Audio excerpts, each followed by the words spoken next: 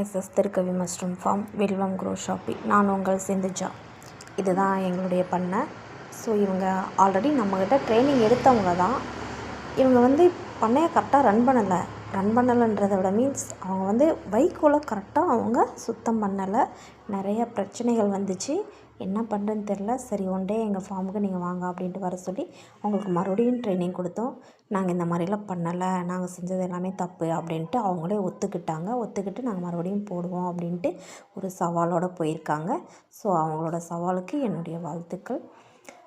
எல்லாருமே பண்ணுற தப்பு என்னென்னா, வைக்கோலை நம்ம ஏனோ தானோ அப்படின்ட்டு ஊற வைக்கக்கூடாது. அது சரியான முறையில் ஃபார்மலின், பெவிஸ்டின் எல்லாமே அளவு கரெக்டாக போட்டு நீங்கள் ஊற வச்சிங்கன்னா அதில் எந்த ஒரு மிஸ்டேக்கும் வராது.